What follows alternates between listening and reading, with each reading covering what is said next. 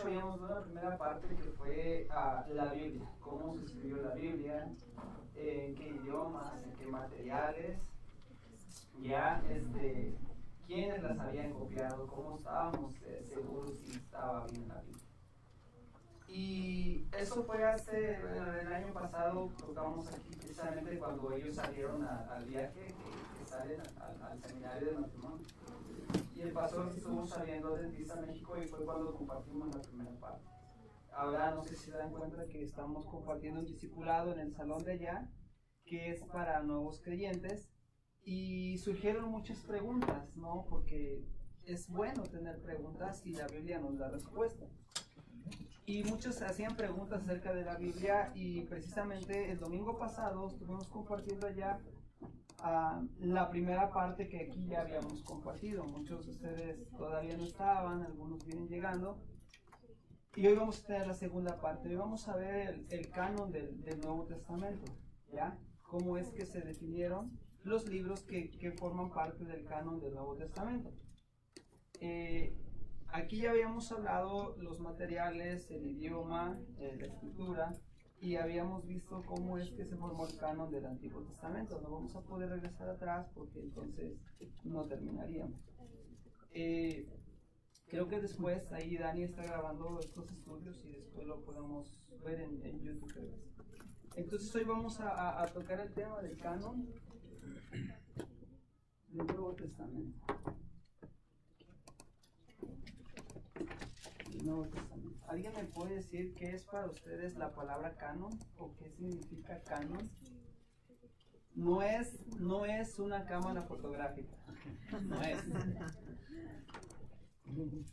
¿Qué viene a tu palabra cuando escuchas el canon? Bueno, para empezar, ¿sí hemos escuchado acerca del canon? ¿Hemos oído esa palabra o no? Una vez nos compartiste tú, ahora sí estoy, recuerdo que nos compartiste la clase y dijiste que era, a ver si me explico, el canon es cómo están organizados los libros de la Biblia. Sí, por ahí vamos, ¿alguien más? Bueno, el canon es una palabra hebrea, canon, y griega, cané, que quiere decir una regla, una norma, una medida o un costumbre.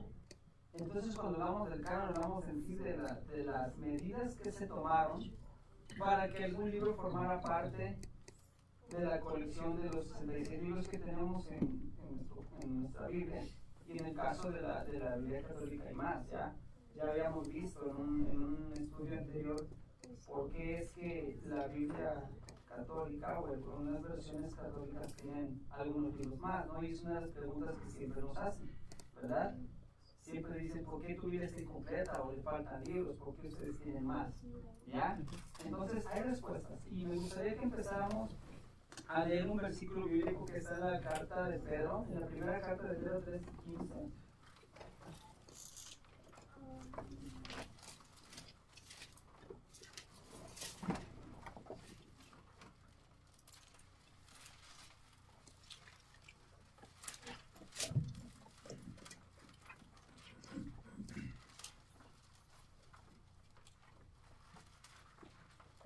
Si alguien lo tiene, lo puede leer, por favor.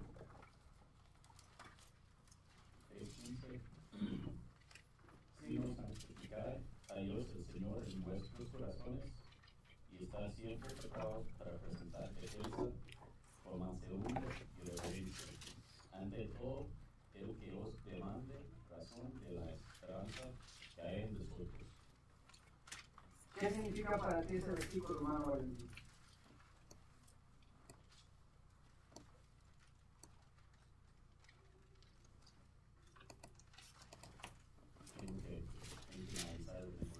Okay. ¿Alguien me puede decir qué significa para ti ese versículo? ¿Alguien quiere compartir?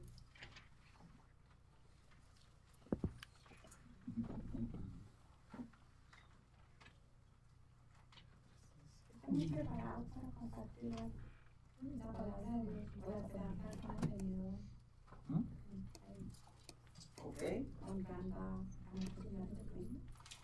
Pero hay una palabra muy importante que dice que estemos preparados para presentar defensa. Y mucha gente hoy día ataca mucho la Biblia, ¿cierto? más bien las personas que, los ateos, los que no quieren saber nada de Dios acá. Y Pedro escribe a los expatriados, a los de la diáspora, dice que estemos preparados para presentar defensa. ¿Y cómo es que nos vamos a preparar para presentar defensa? Estudiando la palabra, ¿verdad? Ahorita vamos a ver el segundo versículo. Pero en este caso no solamente se refiere a las personas que no son creyentes, sino también a los creyentes, ¿no? Claro. Este versículo. Porque, claro. Sí. Y otra cosa que es importante recalcar aquí es la mansedumbre y reverencia ante todo lo que os demande razón de la esperanza que hay en vosotros. Es importante que nosotros, que creemos que hemos entendido la palabra o que estamos en una buena enseñanza, podamos enseñar a los demás con mansedumbre. Porque el hecho de que entendamos más que otros no nos da la libertad de burlarnos de ellos ni de tratarlos como ignorantes. Porque fuimos llamados a preparar a los demás. Cuando nosotros le damos bibliazos a la gente, estamos peor que los que no entienden. Porque estamos usándola para atacar al mismo pueblo cristiano. Lo cual pues no es de un cristiano. Ese fue el capítulo, este fue el segundo punto de este versículo al cual iba. Y la palabra dice por mansedumbre, ¿ya? El hecho de que algunos sepan más, tienes que utilizar eso para corregir con amor y para guiar a los demás, ¿ya? Una vez escuché a una profeta de los que defienden la fe contra un ateo, y en su testimonio decía, lo importante no es ganar el debate, sino ganar a esa persona para Cristo. O sea, no es dejarlo humillado delante de todos, sino que con humildad y mansedumbre él pueda venir a los pies de Cristo. Eso es muy importante. Sí, más que nada es que está hablando sobre no tanto dar villazos, sino defender la palabra del Señor, ¿verdad? Más que nada estar preparados, porque muchas personas utilizan mal la palabra. De una manera nosotros podemos poder usar defensa, haciéndoles entender y ver que realmente están incorrectamente utilizando la palabra de Dios, y sobre todo poder, como dice, con mansedumbre, ¿verdad? Dándole reverencia a Cristo, ¿verdad? Dándole lo que es del Señor. No usar un texto fuera de contexto para hacerlo un pretexto, ¿ya? No hacer eso. Bueno, para el siglo primero de la era cristiana no existía ningún listado de libros. No existían listados de libros como lo tenemos hoy en día. Y los libros circulaban de forma individual, separados, ¿ya? De hecho eran rollos, eran escritos en pergaminos y papiros, como ya lo vimos. No sé si se recuerden cuando Pablo se está despidiendo del joven Timoteo en la segunda carta, dice, procura venir a verme y tráeme los pergaminos, ¿verdad? Entonces, algo importante que me da la atención que Pablo, a esa edad, con ese conocimiento aún quería seguir alimentándose de los rollos pergaminos. Bueno, las cartas circulaban individualmente, no había un libro, no estaban ordenados así. Y había un problema, lo vamos a ver más adelante, porque se empezó a formar el canon del Nuevo Testamento. Vamos a tocar 3 puntos importantes. El primero es por la circulación de libros apócrifos en la iglesia cristiana. ¿Alguien sabe qué es la palabra apócrifo o qué quiere decir la palabra apócrifo? ¿La hemos escuchado muchas veces?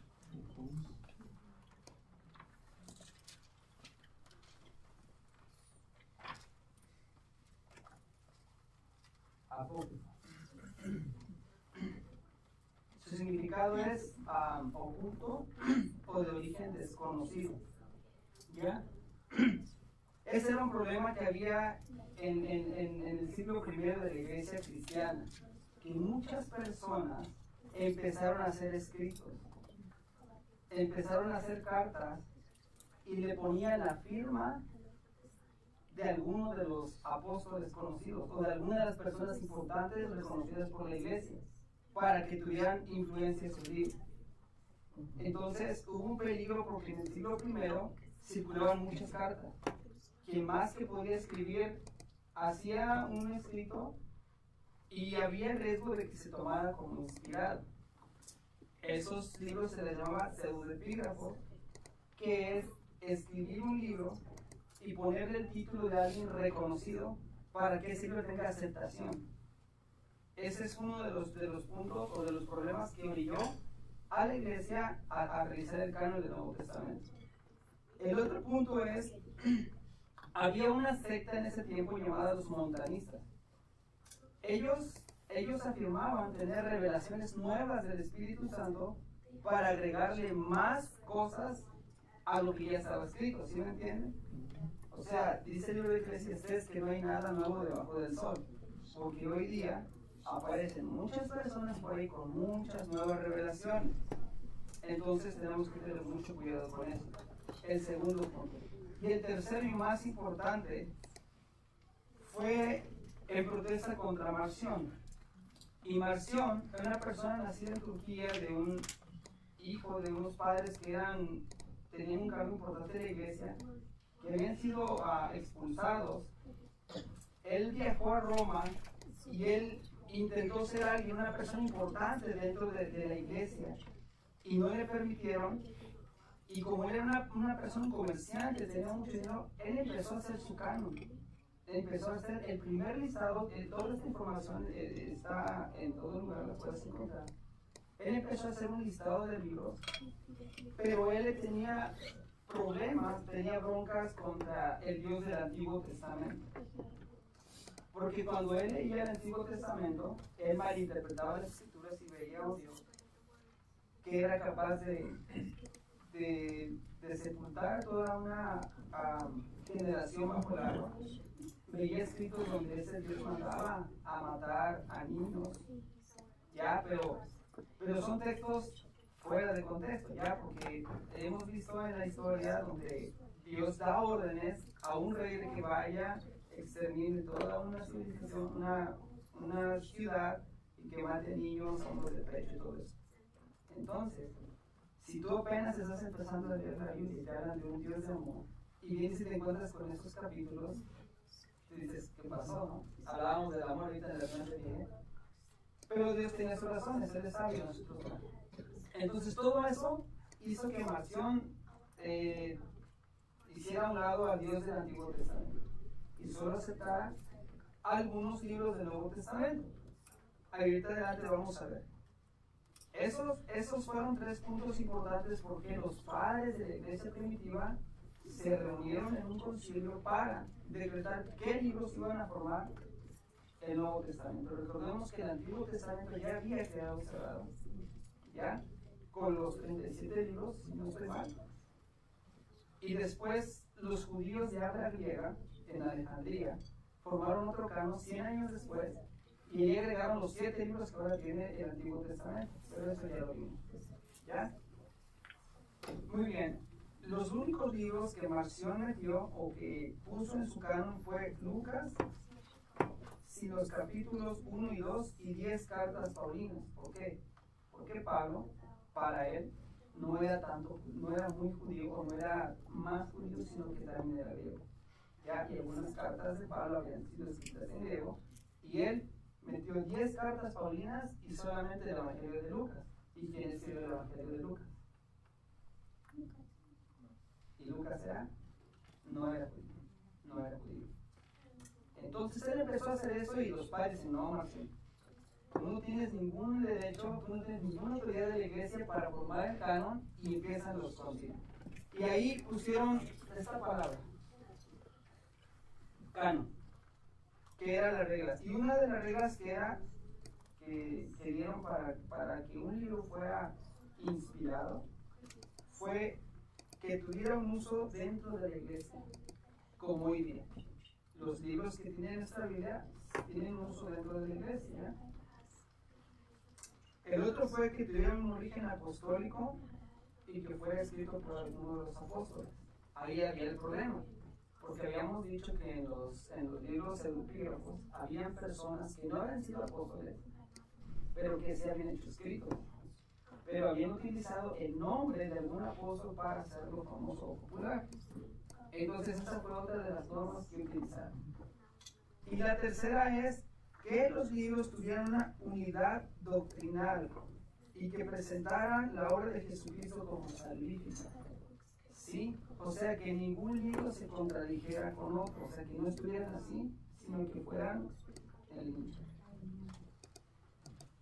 Eso fueron 3. Y a partir del año 393 hubo diferentes concilios en los cuales fueron revisando y añadiendo los libros que formarían parte del canon del Nuevo Testamento que tenemos hoy. ¿Alguna pregunta o algún comentario?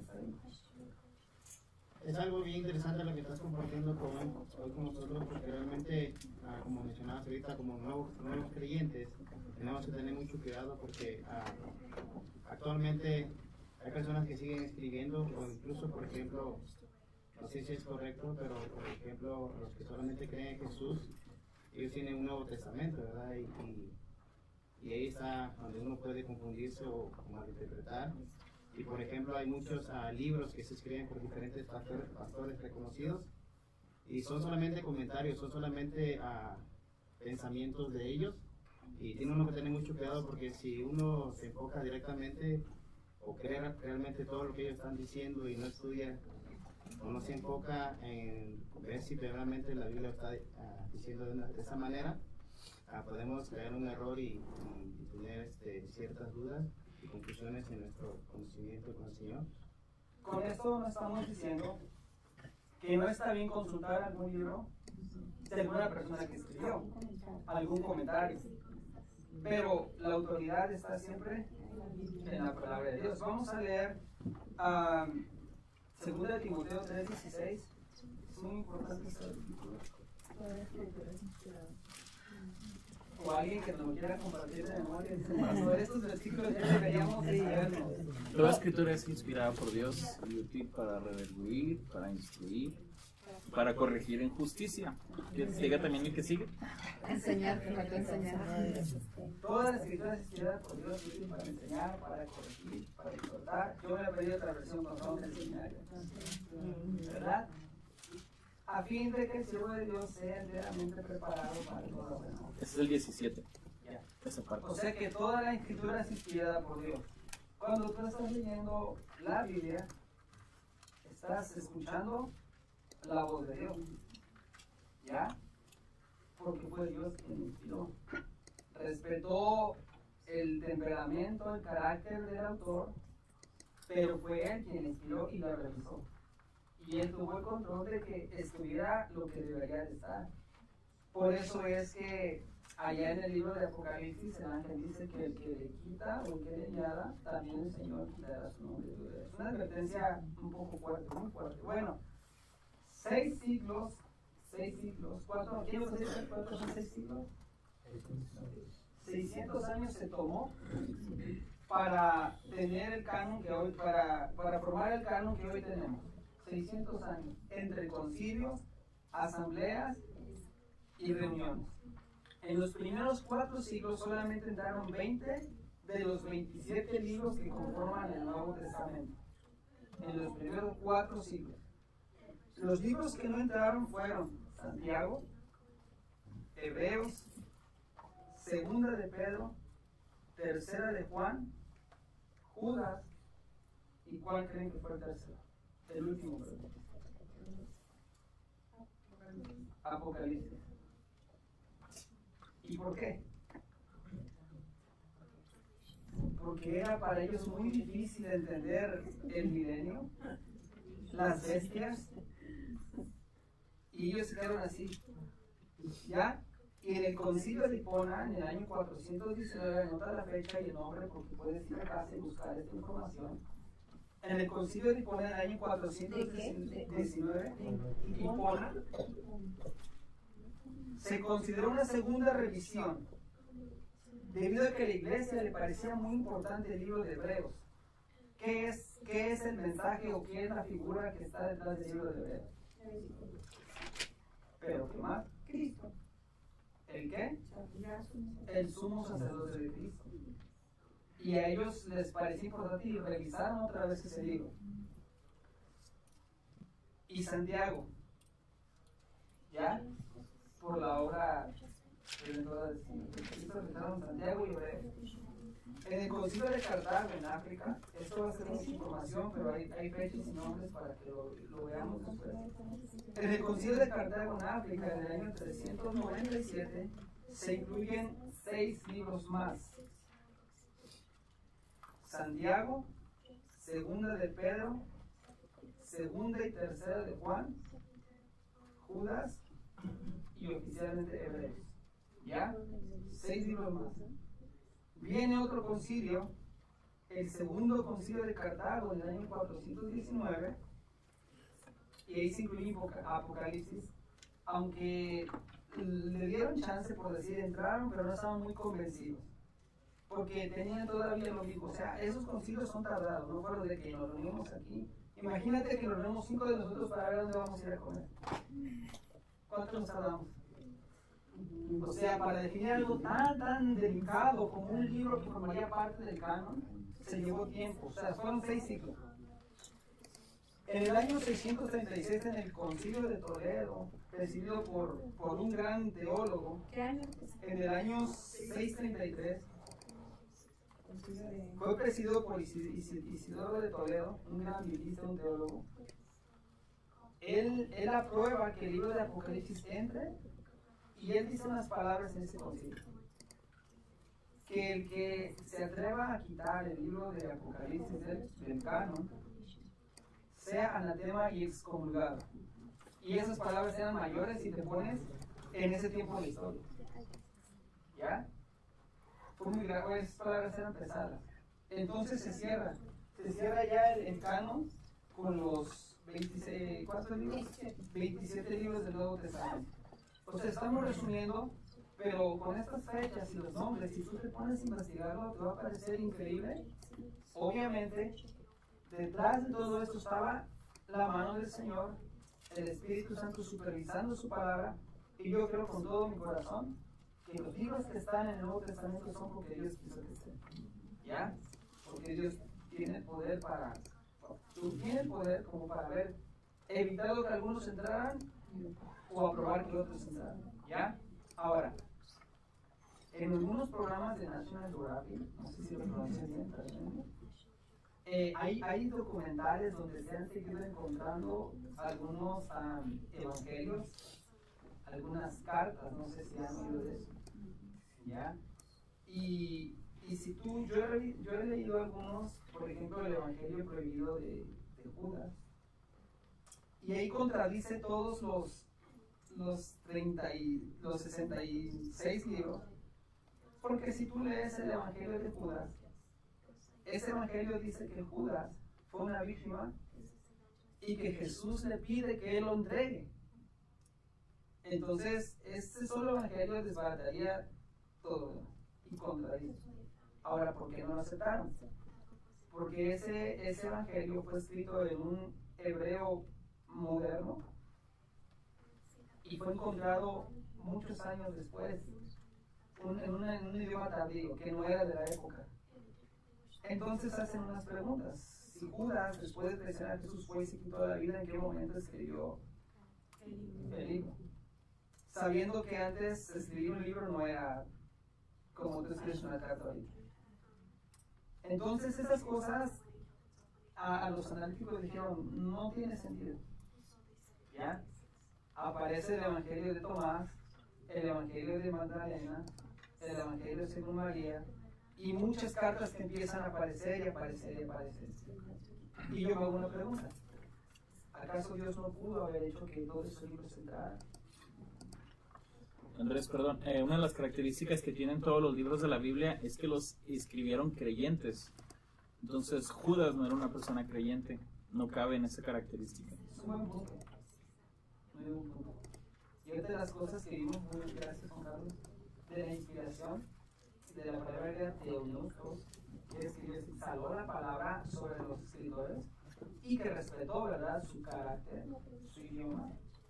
Y lo podemos ver en una variación increíble que tenemos en la Biblia, donde tenemos personas cultas como Pablo escribiendo, tenemos, sin faltar el respeto, a campesinos, pescadores, reyes, y algo maravilloso, ¿verdad?, que no se contradicen y que hablan, apuntan hacia Jesucristo todo. Entonces, si tú te pones a analizar todos estos detalles acerca de la Biblia, dices, wow, no es cualquier libro que tenemos aquí. Por eso he basado el Antiguo Testamento con el Nuevo Testamento. Exactamente. Uno con el otro van No existe el Nuevo Testamento sin el Antiguo y el Antiguo sin el Nuevo. No, porque No se luego entiende. estamos firmando el Antiguo Testamento. Exactamente. Ahora, no queremos decir que el Antiguo Testamento ya no sirve. Es muy importante. Muy importante. Bueno, algunas preguntas hasta aquí. Yo sé que fuimos un poquito rápido, mucha información, pero tiene unas fechas. Y yo lo hice a mano. Podemos después hacerlo en computadora y hacer copias.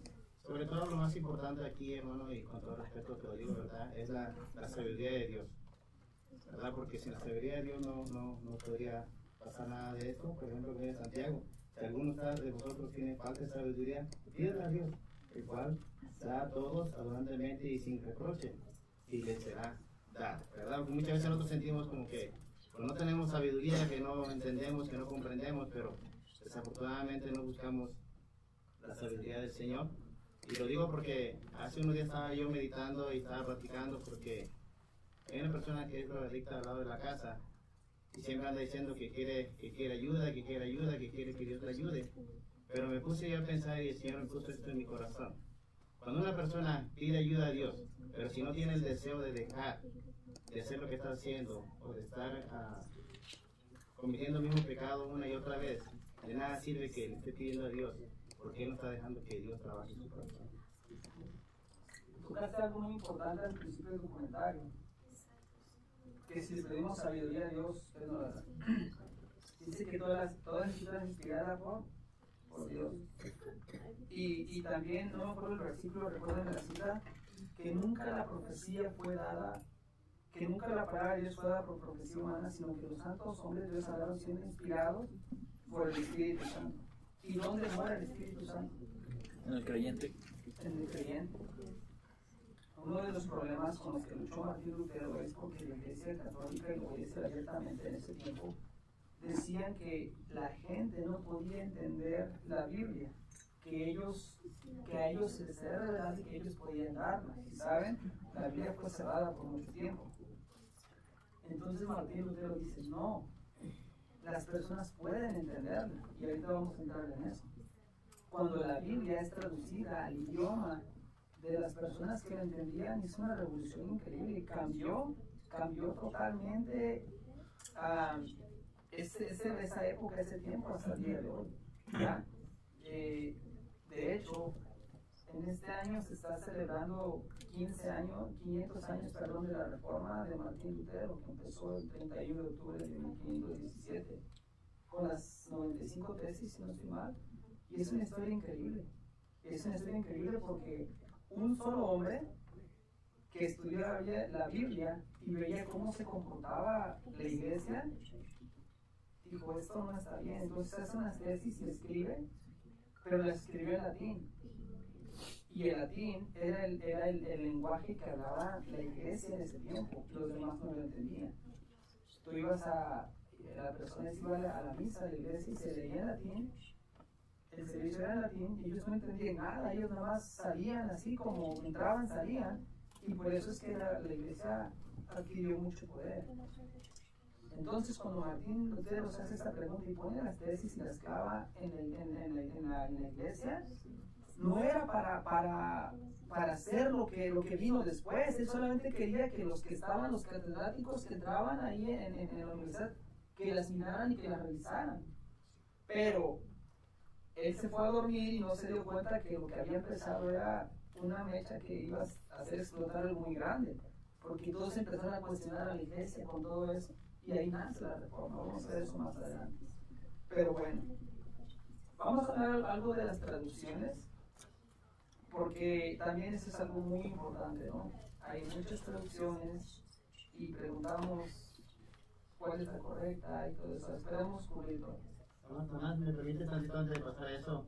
Más hacer un comentario rápido. Estaba escuchando a un predicador, claro que acabas de mencionar ahorita que el Espíritu Santo mora en el creyente. Entonces estaba diciendo que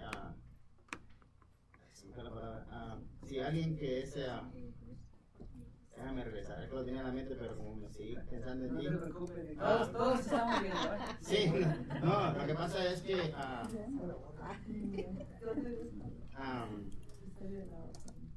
hay ciertas personas que Dios aborrece, como a las personas, es que sí lo tenía, pero Me acuerdo y otra vez. Bueno.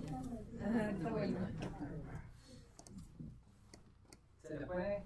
Sí, se me da la palabra completamente. Para el año 400 el latín se había convertido en una lengua que se usaba solamente en la iglesia, como ya lo hemos visto, ¿no? Y era necesaria una traducción a este idioma, porque la última traducción que se ha hecho, pues que se había hecho era del hebreo al griego, la Septuaginta griega, ya hemos leído de eso.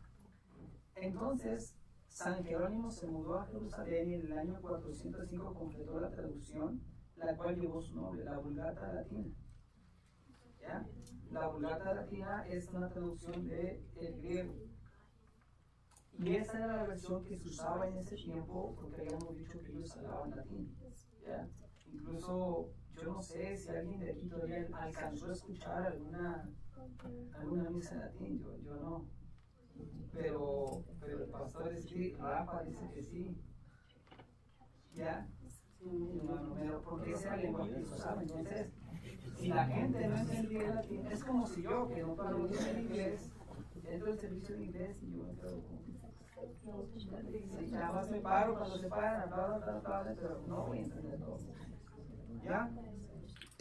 En el siglo XIV, John Wycliffe sostenía que la Biblia contenía la revelación de Dios y que era necesaria una traducción al lenguaje del pueblo. ¿Ya? Que no era necesario que la gente tuviera que ir solamente con las autoridades eclesiásticas para escuchar de ellos, porque al fin y al cabo no entendían nada. ¿Ya? La Biblia en inglés no existía en Inglaterra y solo contaban con la Vulgata Latina que había hecho San Jerónimo.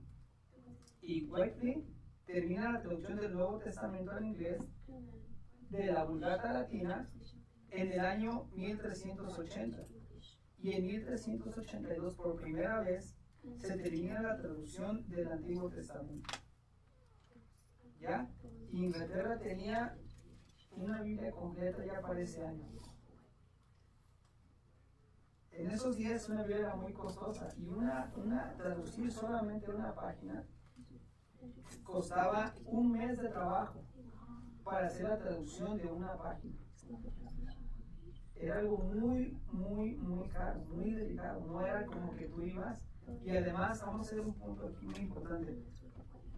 Las primeras Biblias que fueron metidas a otros países en su idioma, las metían en sacos de harina de contrabando. ¿Sí saben qué es contrabando? Ya, en los Carlitos no saben qué es contrabando. En los puertos llegaban y entre los sacos de harina, de papa, todo eso sí entraban. Así es como fueron entrando las Biblias, como todavía se hace hoy en algunos países, como en China, si no estoy mal. ¿Ya? Bueno, esto causó un enojo obviamente a la iglesia, que varios años después, muerto este hombre, John Wycliffe, una vez de que él murió ya había muerto, y fue tanto el coraje que le tomaron por haber traducido esas escrituras, que desenterraron los huesos y los quemaron, ya en protesta contra el coraje que tenían con él, y enviando un mensaje a las demás personas que quisieran hacer otras traducciones. Todo esto es historia y lo puedes encontrar, ¿ya? Bueno, el 31 de octubre de 1517, hablábamos de eso, que Martín Lutero clava las 95 tesis en la iglesia de Wittenberg, y en 1521 es citado a la dieta de Worms. Alguien sabe algo de esta historia, ¿no? Porque es muy conocida. Bueno, ya habíamos hablado que Martín Lutero revisa y no está de acuerdo con lo que está pasando. Las indulgencias fue algo que le vino y le llenó lo que le hizo estallar, ¿ya? Porque la Iglesia Católica emitía indulgencias, lo sabemos, para perdonar pecados a las personas que estaban temporalmente recibiendo castigo antes de ir al cielo, no antes de purificarse. Entonces empieza esta reforma. En 1521 citado a las dietas de Worms, donde nada más elementos que estaba Carlos V, el rey del macroimperio romano se me olvidó el nombre. Él tenía el control de todo eso, él acababa de ser electo rey. Entonces llega a esa dieta y se para, y a él no le dan opciones. Él iba pensando, yo me voy a defender de esta gente con el conocimiento que tengo, Y no le dejaron, nomás dieron dos opciones. Una, le dijeron, ¿te retractas de todos esos escritos que has hecho? Y él dijo, sí, yo los escribo. Y la otra le dijeron, que se retractara de todas las 95 tesis que le había escrito. Y él no pudo responder en ese momento, él pidió un tiempo y le dieron 24 horas. Entonces al otro día llega, no tengo la frase, la puedes encontrar, te voy a parafrasear, y dice que su conciencia lo acusa y que él no puede traicionar lo que ha escrito, porque él sabe que lo que ha escrito es verdad. Y él dice, a menos de que me comprueben con la Biblia que lo que yo escribí es un error, dice, si no, no lo voy a hacer, dice, y queda en las manos de Dios, que Dios me ayude. Y ahí es donde nace esa reforma. Cuando él sale de la dieta, unos amigos de él lo secuestran literalmente, porque obviamente lo iban a matar, y lo encierran en el castillo de Bamburgo. Y en ese momento que él estuvo, en ese tiempo que pasó encerrado en ese castillo, él hace la traducción de las escrituras del griego al alemán. Ya, él ocupó ese tiempo que estuvo encerrado en esa torre, en ese castillo, y tradujo las escrituras del griego al alemán, el idioma que él hablaba. Entonces ahí tenemos otra traducción. En 1533 aparece la primera Biblia en idioma francés. Y en 1604 el rey James autoriza la traducción de la Biblia y para esto convocó a los 40 libros más grandes de Inglaterra. Y finalmente esta traducción terminaría siendo la versión más usada en el mundo de habla inglesa, la versión del rey Jacob, la versión King James, que lleva su nombre por honor a ese rey que ayudó a que esa traducción fuera realizada. Sí, hemos oído mucho de la versión King James, ¿no?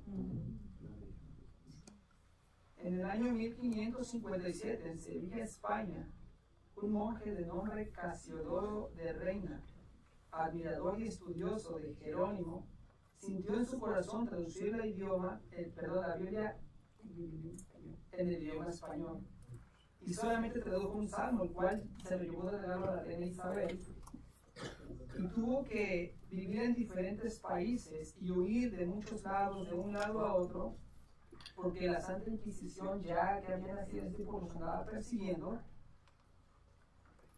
Y después de 12 años de persecución, él termina su traducción en el año de 1569 en Basilea, Suiza, y es donde se publica la primera traducción al castellano de una Biblia, que la había hecho este monje que se llama Casiodoro de Reina. Y un compañero de Casiodoro, Cipriano de Valera, hace una revisión en 1602 en Ámsterdam y se publica la primera Biblia, Reina Valera. ¿Ya? La que nosotros usamos. Fue una traducción de Casiodoro de Reina, de latín al español, y después la revisó su amigo Cipriano de Valera y por eso lleva el nombre. Reina Cipriano de Valera, Reina Valera. Y después venían las revisiones actualizadas, la revisión 1909, 1960, 1995, no sé cuál es. ¿Alguna pregunta, algún comentario acerca de esto? No sé cómo estamos con el tiempo. ¿Y revisada por quién? Los siguientes años, las traducciones. Teólogos. ¿Teólogos? Hacen revisiones. Además, muy importante, estas revisiones que se hicieron, y buena tu pregunta, Shimana, la revisión que hizo Cipriano de Valera es porque el idioma iba cambiando y algunas letras algunas frases o palabras iban cambiando, expresiones, gracias. Por eso es que tenía que ser actualizada, como por ejemplo, yo tengo la nueva traducción, la traducción del lenguaje actual, y es una traducción que es tomada de los manuscritos hebreos para el Antiguo Testamento y griegos para el Nuevo Testamento, pero te la ponen en un lenguaje de hoy día, actual, pero es tomada de esas traducciones. Y esa es una de las cosas. Una traducción es, traducen de un idioma a otro a modo que lo podamos entender. como la palabra vuestros, ahora es nuestro, ¿verdad? Son palabras que se han cambiado actualmente. Pero por ejemplo, una de los que están peleando mucho los testigos de Jehová es, por ejemplo, que ya Jehová ya no aparece casi en las nuevas Biblias, o en los nuevos, en las Biblias actuales, que se ha cambiado como al Señor, que ya realmente se ha olvidado el nombre de Jehová, que es lo más importante, ¿verdad? Reconocer que ese es su nombre. Pero Jehová no aparecía en el Antiguo Testamento. Por eso, pero más que nada es la pelea que traen ellos de que Jehová es su nombre, ¿verdad? O Yahvé. Ya. Entonces, por ejemplo, son cosas que muchos se empiezan a confundirse porque muchos le llaman Señor, otros Jehová y así. Entonces le están cambiando el nombre y pues yo uso la Reina Valera 60, siempre he tratado de utilizar esa y a veces para estudios algo así utilizo otras en apoyo, pero cada quien utiliza la suya como tú mencionaste ahorita. Ahora la siguiente pregunta sería entonces, en el momento de uno elegir la Biblia, o a lo mejor le va a regalar a una Biblia, ¿cómo vas a elegir? ¿Cuál vas a recomendar? Porque para mencionar algunas, aquí veo la Biblia de las Américas, Nueva Biblia Latinoamericana de hoy, Nueva Biblia al Día, Nueva Traducción Viviente, Nueva Versión Internacional, Nueva Versión Internacional Valera 1977, Reina Valera actualizada, Reina Valera contemporánea. Wow, y todavía sigue la lista. Y las que van a salir. Más que nada, Entonces, ahí, esa pregunta yo la tuve. Y yo creo que tu pregunta es: ¿cuál versión es la más confiable? Y fíjate qué pregunta tan increíble, porque yo la tenía y una persona que es maestro de Biblia, de lenguas muertas, hablamos hebreo, griego, y me hicieron esa pregunta en una universidad. Y yo me quedé pendiente porque dije, esta respuesta me conviene. Todas las traducciones son hechas por el hombre, pero la inspiración es de Dios y del Espíritu Santo. Él dijo así: si tú quieres tener una versión más apegada, tienes que ir a las traducciones más antiguas. Ahora, yo creo que el Señor en todo su amor ha preservado el mensaje puro, a menos de que el hombre intervenga, como en la versión de los Testigos de Jehová, donde ellos sí intencionalmente cambian algunas frases, algunas palabras, y le quitan capítulos o versículos. Aquí hay una que dice Reina Valera antigua, pero entonces la otra pregunta sería, como también habla a través de su palabra que haya de aquel que le quite y le ponga, entonces estos cambios que se han venido haciendo, ¿de qué manera? Porque puede ocurrir eso, de que le quiten y le pongan, ¿no crees? O sea, entonces... No es lo mismo quitar el contenido que usar otras palabras para que lo podamos entender, para traducirlo. La esencia es la misma, pero solamente usaron palabras para traducirlo, para traerlo para poder entenderlo. La nueva versión internacional le quitaron el versículo. No tiene 16 versículos. ¿En cuál? La nueva versión internacional. Le quitaron versículos. No tiene 16, le faltan 16 versículos. Más que nada, perdón que se interrumpa, yo creo que lo más importante es aquí dejarse guiar por el Espíritu Santo. Porque muchas veces nosotros podemos leer y leer, pero si no dejamos que el Espíritu Santo que está en nosotros nos guíe, nos redarguya, nos muestre realmente hacia dónde nos quiere llevar, es como nosotros podemos entenderla. Porque, por ejemplo, regresando, ya me acordé de la palabra que tenía yo hace rato. A esa persona es la persona que sí, por ejemplo, si tú como creyente estás cerca de un soberbio, el Espíritu Santo está como a 50 metros. Entonces no tiene lógica, ¿verdad?, de que alguien que tiene conocimiento pueda decir esas cosas si el Espíritu Santo siempre está en nosotros. Él no se va a alejar de nosotros, Él nunca se va a alejar de nosotros. Porque aun cuando fallamos, cuando pecamos, cuando entristecemos, Él está ahí. Entonces, de la misma manera, para poder nosotros leer la Biblia, tenemos que pedir al Espíritu Santo que nos muestre el versículo. Jonathan, y después con Carlos. Aquí hay algo interesante, es que hay que saber, porque hay dos puntos. Hay traducciones y hay versiones, que son dos cosas totalmente diferentes. Las traducciones son las que vienen, lo que está explicando Andrés, que viene de los lenguajes antiguos. Las versiones son las más para entender un poco más a lo que se acomoda a nuestro idioma, para que lo podamos entender. Entonces, uno de los maestros que tengo en el seminario nos dijo que una de las versiones más confiables, como lo dijo Andrés, son las versiones las que están más apegadas a las traducciones antiguas, griego, al hebreo. Una de las confiables, si usted quiere regalar una Biblia, se puede utilizar lo que es la Reina Valera, la Biblia de las Américas, que son traducciones más confiables. Luego ya vienen las versiones que ahí sí hay uno que tener más cuidado, pero esas dos yo puedo recomendar que y dejen, reviso mis apuntes, tengo otras más si me gustan. La Peshita también. Es la Reina Valera y está la Reina de las Américas. La Biblia de las Américas. Y Reina Valera, la número 160. La Peshita sí es una más antigua, pero déjenme la busco bien y yo se las puedo compartir. La Peshita Ramea es muy recomendada para estudiar el Antiguo Testamento, porque sí está traducida de los antiguos, de los manuscritos. ¿Cuál? Peshita Ramea. Y habíamos hecho un comentario, ahorita voy con Carlos, habíamos hecho un comentario en el estudio acerca del canon del Antiguo Testamento, y cerrábamos donde hay mucho material que aún permanece, de donde han sido tomadas las traducciones para el Antiguo Testamento en hebreo, y que todavía hay muchos manuscritos en griego que aún sobreviven para tomar y hacer traducciones directamente de ahí. O sea, sí hay buenas traducciones confiables y es buena la traducción que estamos tomando. Hay que diferenciar entre la traducción. Pues yo pienso que cualquier versión es buena. Todas tienen, según el punto de vista personal, tienen cosas buenas y tienen cosas malas.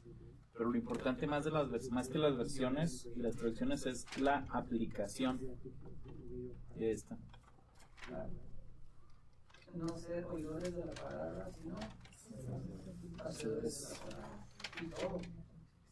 Porque puedo tener una Biblia sin 16 versículos, puedo tener una Biblia sin 30 versículos, o puedo tener una Biblia perfecta, pero si no la aplico, pues es igual. Igual podemos saber Biblia si no la aplicamos. ¿Ya? En todos los aspectos. ¿Alguien más? ¿Un comentario? ¿Alguna pregunta? Nada más faltó decir algo. Otra palabra que no conocen en Quito es drogas personales. Drogas personales. Por ejemplo, yo tengo muchas drogas y en Quito desconocen esa palabra. O sea, no son chistes. Yo pensé. Ay, Dios, Yo pensé que lo decía. En mi país eso quiere decir tener deudas. En Quito desconocen eso. En México dicen drogas. No, yo pensé que lo decías porque mucha gente te pregunta ¿dónde está la palabra Trinidad en la Biblia? ¿Dónde está la palabra Biblia? Un libro en la Biblia. Y yo, por ahí, qué bárbaro.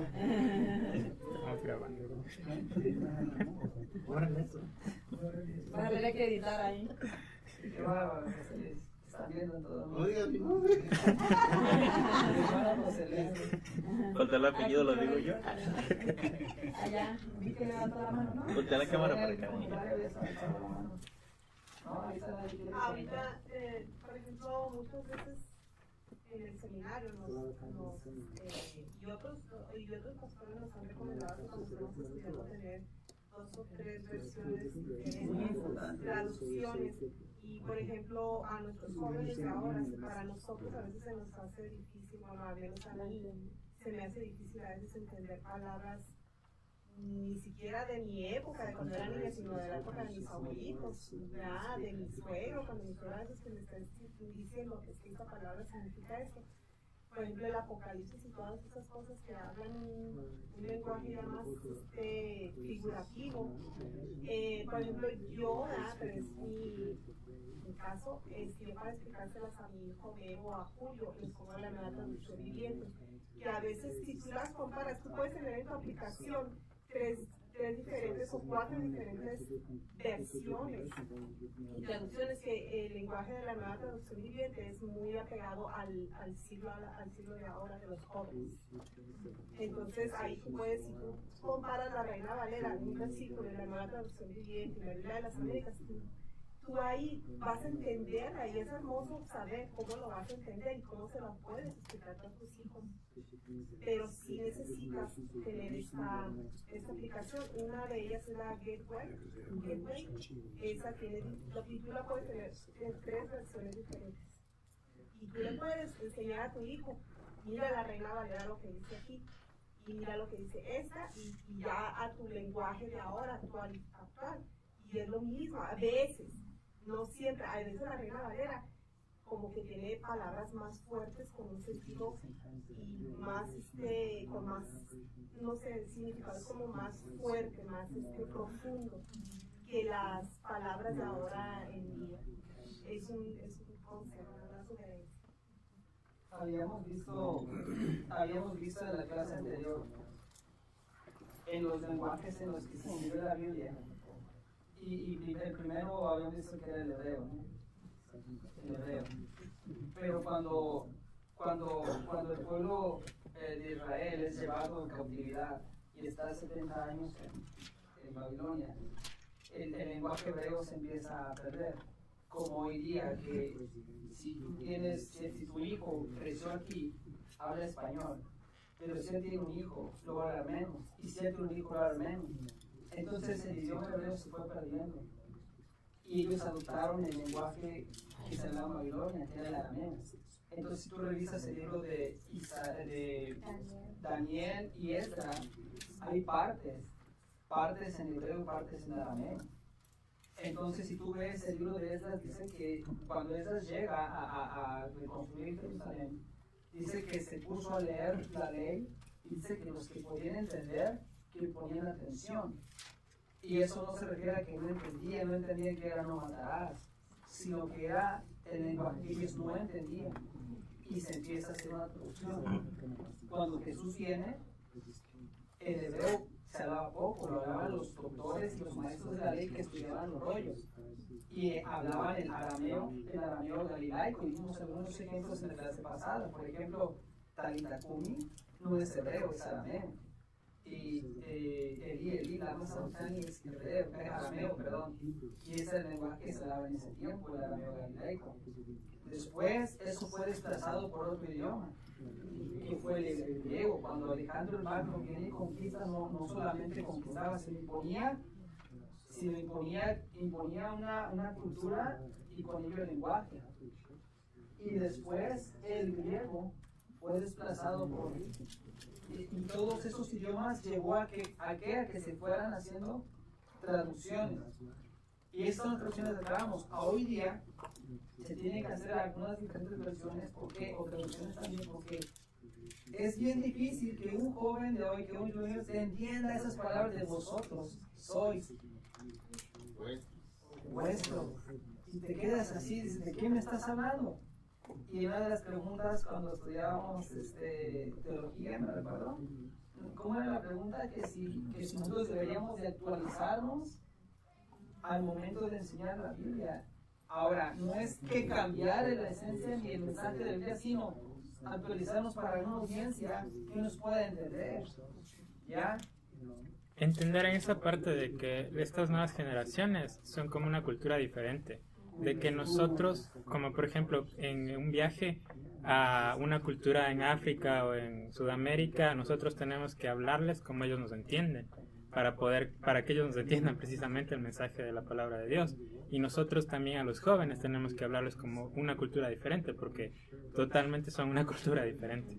Y es muy importante, es una de las cosas que toman al momento de traducir la cultura, el lenguaje, el idioma, porque no es lo mismo.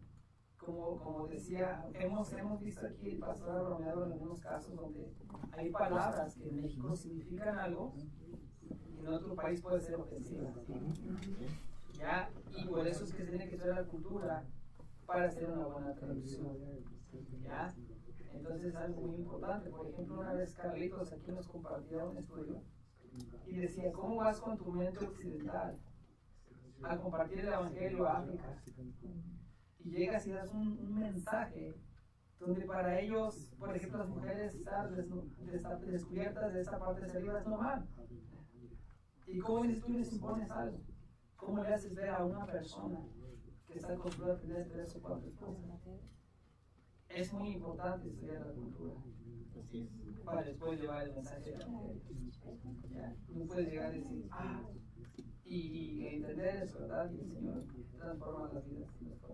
Puedo compartir un ejemplo que de un misionero, no recuerdo, fue a un lugar en el Amazonas. Y... ¿No fue Dani? Y este hombre, pues conviviendo con la gente, ¿verdad? Lógicamente aprendió el lenguaje, pero para la palabra fe no tenía el lenguaje, no tenía una traducción, no sabía. Como nosotros le decimos fe, bueno, confianza, ¿verdad? Entonces, lo que él hizo, le dijo a uno de la tribu, trae una silla, trajo una silla y le dijo, siéntate. ¿Y qué siente? Pues descansa. Bueno, esa es la fe, descansa. Entonces, como dice, tiene para una traducción, es una de las cosas muy importantes, entender la cultura del idioma. Esa es una de las cosas que Dios respetó de los autores, porque la mente de Dios está en nosotros. Por eso cuando tú lees libros dices, vi cómo es semejante a, es parecido a, porque Él trató de poner esa información, todo eso maravilloso, y tanto es el amor de Dios que Él tiene que hacer esto. Bajarse a nuestro nivel, hacerse hombre, nacer de una mujer y venir y conectar con nosotros. Eso es algo maravilloso. Ese es amor. ¿Ya? Eso es amor. Increíble. Entonces, hay ejemplos de todo eso. Ya hay palabras que no existen. Bueno, ¿alguna pregunta más? ¿Algún comentario? Una de las cosas que me partía el corazón y me hizo llorar, la verdad, no sé si ustedes estaban cuando allá arriba pusieron un video donde una tribu de África recibía Biblias con ¿cómo se llama este tipo de esa misión? ¿Nadie lo conoce? Mission of Asian Fellowship. Y ellos se dedican a llevar ayuda a los lugares más remotos, ¿verdad? Y todos vimos cómo llegan aviones y ellos son, ¿qué son? Nativos, y vieron cómo están vestidos, ¿no? Cubiertos con hojas, todo. Y lo que me hace tal vez llorar es porque como ellos que no tienen lo que nosotros tenemos, con qué emoción recibieron esas vidas traducidas a su idioma. Y si ustedes vieron, lo pueden ver el video, cómo se alegraron, y no lo voy a decir por todos, tal vez yo tengo ahí la Biblia y a veces no la hago, no la tomo. Entonces, si tú te pones a analizar el tiempo que se tardó esa Biblia en llegar hasta tu Biblia, en llegar en el idioma, en la pasta como la quieres, en el sabor como la quieres, en la versión que quieres, en la traducción que quieres. O sea que tú puedes ir ahorita y comprar una Biblia que se nos dijo y la quiero, y como en otros países no las tienen, como hay una comunidad con la que vamos a trabajar con Dani que no hay Biblias, estudio con una persona que su vida se le está desbaratando, pero la cuida más que nada y medita en ella. Es para que hagamos conciencia de que el Señor ha preservado su palabra hasta nuestros días y que a veces nosotros de vez en cuando la leemos, ¿no? Y sabiendo que aquí está la mente de Dios, la mente de Cristo, que si queremos hablar directamente con Dios, Él nos está hablando aquí, que estas palabras fueron inspiradas por Él, y que los libros que están aquí es porque Él así lo dijo.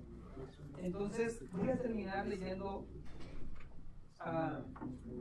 una reflexión de Martín Lutero que decía: no es un milagro pequeño cómo Dios preservó y protegió por tanto tiempo este libro, porque el diablo y el mundo han sido sus arduos enemigos. No perdamos la Biblia, sino leámosla y prediquemos con diligencia en el temor e invocación de Dios. Oh, qué cosa tan gloriosa es tener ante uno la palabra de Dios. Señor, gracias te damos por este día. Gracias por la vida de mis hermanos que vivieron, Señor. Gracias por permitirnos, Señor, aprender de cómo es que a lo largo de los años tu palabra llega hasta nuestros días. Ayúdanos, Padre, a meditar en ella, a aprender de ella, a vivir, Señor, lo que aprendemos. Padre, gracias. Gracias, Señor, porque vemos en cualquiera de las cosas la mano poderosa tuya, tu amor, Señor. Cómo tú tuviste cuidado, cómo tú la preservaste de tantas personas que quisieron desbaratarla, destruirla, desaparecerla y que llegara hasta nuestros días. Cómo nosotros tenemos la bendición, Señor, de sentarnos cómodamente y leer la Biblia sin ninguna presión, sin ninguna persecución, Señor, sin escondernos como otras personas lo hacen. Padre, gracias por tu palabra, Señor. Tú lo dijiste, Jesús, que el cielo y la tierra iban a pasar y tu palabra no iba a pasar. También inspirando al profeta, dijiste, Señor, que se iba a secar la hierba y la flor se iba a marchitar, pero tu palabra iba a permanecer para siempre, Señor. Te damos gracias, Padre, y aprovechamos para pedirte por la sanidad, Señor, de Sandrita, que tú, Señor, pongas tu mano sobre ella, Señor, que se recupere, que podamos verla hoy, Señor. Fortaleza a ella, al pastor, Señor, a todos los que van a servir, a todos los que van a compartir algo, a todos los que van a hacer algo, Señor, durante este día, Señor, en el servicio. Y gracias, Padre, por esta familia. Ayúdanos a entender, Padre, tus palabras maravillosas que tú dijiste que no hay amor más grande que el que das, que pone su vida por sus amigos. Y el gran mandamiento que tú dijiste, Señor, que nos amemos unos a otros. Gracias, Señor, te doy por este momento, Padre, y gracias por mis hermanos aquí presentes. Te damos gracias en nombre de Cristo Jesús. Amén.